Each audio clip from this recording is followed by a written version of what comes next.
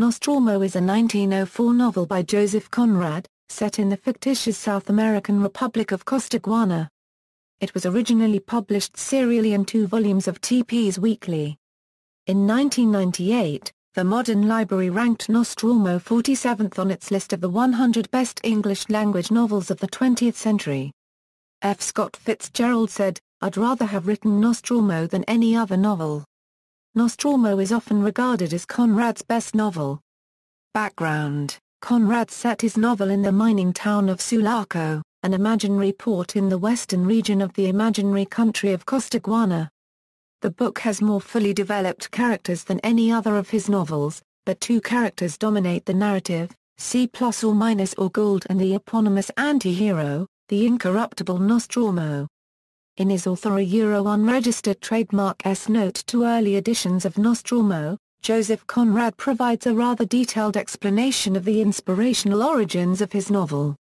There he relates how, as a young man of about 17, while serving aboard a ship in the Gulf of Mexico, he heard the story of a man who had stolen, single-handedly, a whole lighter full of silver. As Conrad goes on to relate, he forgot about the story until some 25 years later when he came across a travelogue in a used bookshop in which the author related how he worked for years aboard a schooner whose master claimed to be that very thief who had stolen the silver. Plot summary: Nostromo is set in the South American country of Costaguana, and more specifically in that country's occidental province and its port city of Sulaco. Though Costaguana is a fictional nation, its geography as described in the book resembles real-life Colombia. Costaguana has a long history of tyranny, revolution and warfare, but has recently experienced a period of stability under the dictator Rivera. Charles Gould is a native Costaguanero of English descent who owns an important silver mining concession near the key port of Sulaco. He is tired of the political instability in Costaguana and its concomitant corruption, and uses his wealth to support Rivera's government, which he believes will finally bring stability to the country after years of misrule and tyranny by self-serving dictators. Instead, Gould's refurbished silver mine and the wealth it has generated inspires a new round of revolutions and self-proclaimed warlords, plunging Costaguana into chaos. Among others, the forces of the revolutionary General Montero invade Sulaco after securing the inland capital. Gould, adamant that his silver should not become spoil for his enemies, orders Nostromo, the trusted Capitis de los Cargadores of Sulaco, to take it offshore so it can be sold into international markets. Nostromo is an Italian expatriate who has risen to his position through his bravery and daring exploits. Nostromo's real name is Giovanni Battista Fidanza Fidanza meaning trust in archaic Italian. Nostromo is a commanding figure in Sulaco, respected by the wealthy Europeans and seemingly limitless in his abilities to command power among the local population. He is, however, never admitted to become a part of upper-class society, but is instead viewed by the rich as their useful tool. He is believed by Charles Gould and his own employers to be incorruptible, and it is for this reason that Nostromo is entrusted with removing the silver from Sulaco to keep it from the revolutionaries. Accompanied by the young journalist Martin Decaud, Nostromo sets off to smuggle the silver out of Sulaco. However, the lighter on which the silver is being transported is struck at night in the waters off Sulaco by a transport carrying the invading revolutionary forces under the command of Colonel Sotillo. Nostromo and Decaud manage to save the silver by transporting it to a smaller lifeboat. Decaud and the silver are deposited on the deserted island of Great Isabel in the expansive bay off Sulaco, while Nostromo manages to swim back to shore. Back in Sulaco, Nostromo's power and fame continues to grow as he daringly rides over the mountains to summon the army which ultimately saves Sulaco's powerful leaders from the revolutionaries and ushers in the independent state of Sulaco. In the meantime, left alone on the deserted island, Decaud eventually loses his mind. He takes the small lifeboat out to sea and there shoots himself, after first weighing his body down with some of the silver ingots so that he would sink into the sea. His exploits during the revolution do not bring Nostromo the fame he had hoped for, and he feels slighted and used. Feeling that he has risked his life for nothing, he is consumed by resentment, which leads to his corruption and ultimate destruction, for he has kept secret the true fate of the silver after all others believed it lost at sea. He finds himself becoming a slave of the silver and its secret, even as he slowly recovers it ingot by ingot during nighttime trips to Great Isabel. The fate of Decaud is a mystery to Nostromo, which combined with the fact of the missing silver ingots only adds to his paranoia.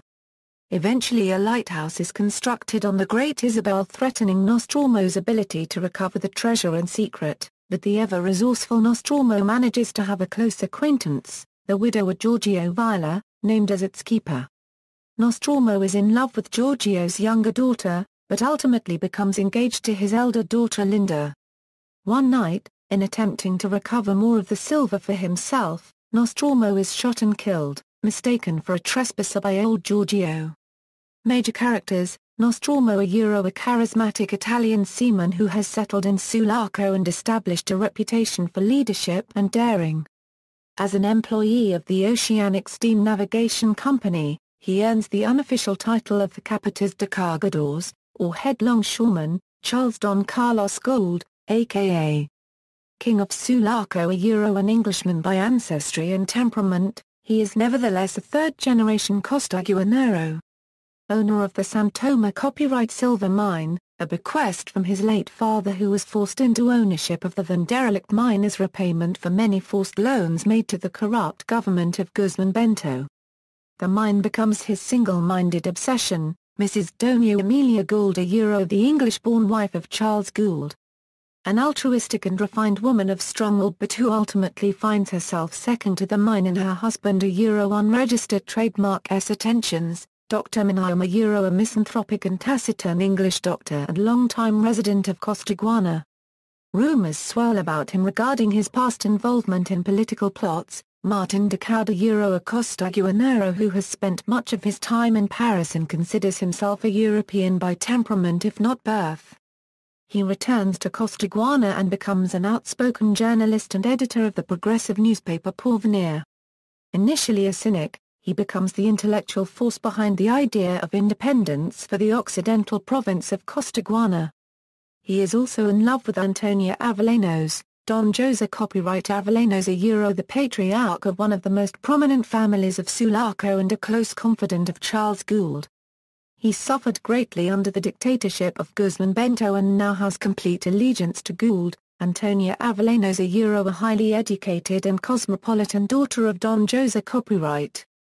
Held in awe by the other young women of Sulaco, Giorgio Viola, an exiled Italian revolutionary who once fought alongside Garibaldi but who is now a shopkeeper in Sulaco and the father of two daughters, Teresa Viola, the wife of Giorgio Viola, Linda Viola, the eldest daughter of Teresa and Giorgio.